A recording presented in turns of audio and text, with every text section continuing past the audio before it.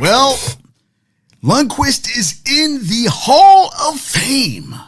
November 13th, he will be inducted. He's in the Hall of Fame. Michigan had to send it to me. I figure Ari's going crazy. I figure Messier, Michigan, all the Ranger fans alike are going crazy. You know, I can't believe he didn't win a cup. He did not. They made the playoffs 11 of his first 12 years.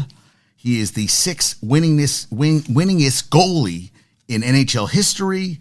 And think about this. He was drafted 205th in the 2000 draft. 205. 205. Think about it. Turns out to be a Hall of Fame goaltender. Number 30 in the rafters. 10 playoff shutouts ahead of Richter. 61 playoff wins also ahead of Richter for the franchise lead. 64 career shutouts, 17th all time. 15 years, 459 wins, 918 winning percentage. Yeah, and they lost the finals to the Kings in 5 games. Michigan went to a bunch of those games. He won the Vezina Trophy for best goalie in 2011-12, two-time All-Star, and the 2005-2006 All-Rookie team. Michigan talks how great he was. I really didn't follow hockey as much back then, but I do concur that that was something that was he was a hell of a player. Actually, they bought out his last year of his contract. It was $59 million for like 7 years. He signed with the Capitals and then had a heart condition, retired. He's now doing broadcasting. He's pretty good. You know, he's good. I like it. And NHL draft is coming up. And and they also, Dan Muse added to the coaching staff, 41 next month. He coached Team USA to gold medal in the IIHF Under-18 World Championships in Switzerland this April. Third-year head coach of the U.S.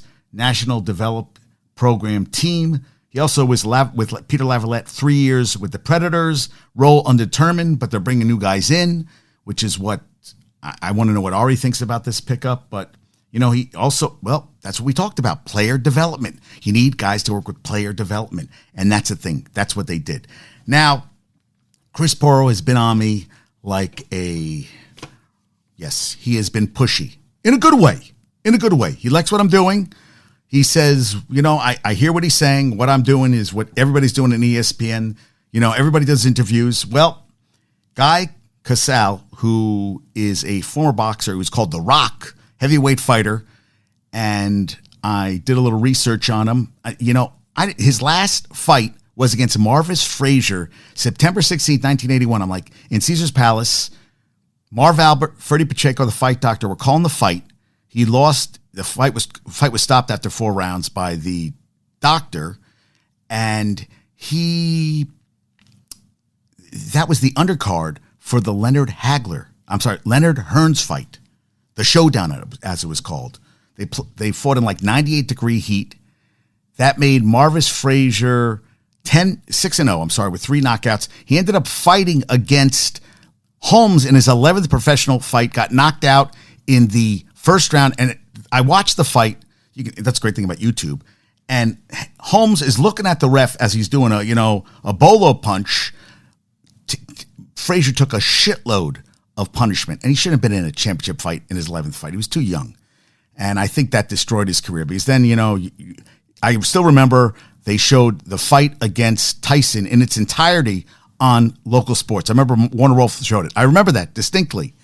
And he got the shit kicked out of him, and he was never the same. It kind of sucked. And then all this, it's interesting. He has a documentary. Nick Furris, who is Spectrum Studios in Florida, is doing a 3-part documentary on his career, on his life. And Guy Casale, after boxing, so he took up boxing at 20, had never seen a live fight before he fought. He actually fought in the 1977 Golden Gloves against Mitch Blood Green for the Heavyweight Open Championship, which he lost in the first round, got knocked down twice, and then the ref stopped it. And Guy said he wished he could have, had a fight against him in the pros. And his managers, his handlers, were trying to portray him as the next Rocky Marciano. Well, Guy just wanted to be the next Guy Casale. That's all he wanted to be. He grew up in Newark, went to Essex Catholic in Newark, which is no longer there. At the end of his career, had some injuries, decided to go to college, got his undergraduate degree at Kane, and then started working as a detective in I think, Essex County. And from there, he was a detective, and he went to law school at night at Seton Hall. Think about that. I mean, go at night. He's living in Florida now, near Naples. And tomorrow he's going to be on with the director, Nick Furis, of the documentary that's coming out. Well, they're doing editing coming out in September. And the two of them are going to be on my show tomorrow. Also, Friday, yeah, Chris is like on fire. Donnie D. Philippus. And I said, did I butcher your name, man? I really didn't mean to. He runs the Yale Street Wrestling Club. But that's not all he does. He had one fight as a pro MMA fighter. That's one thing. He has been a cop approaching 16 years in Summit. He also works for okay, I'm trying to, Nishan is joined. Hey, Nishan, how you doing? He also is working with the Union County Police Academy as a fitness instructor and lead instructor on self-defense, using their hands more, with the cameras and everything that, they have to learning about. And I read about that some some states were bringing in MMA guys to show them how they could take people down, perpetrators, criminals, instead of using a gun, using their hands and everything. And he said that he kind of fell into this Yale Street Wrestling Club, and they have over 200 members. He has a son who's 11 now, been wrestling since 4. 9 he started competing, and he just won a state championship at the age of 11. A lot to talk about. So he's on Friday, and yeah, that's the gist of the stuff that's coming up. So I'm excited, to have these guests in the next couple days. And Chris went to St. Peter's Prep, and Mike Malone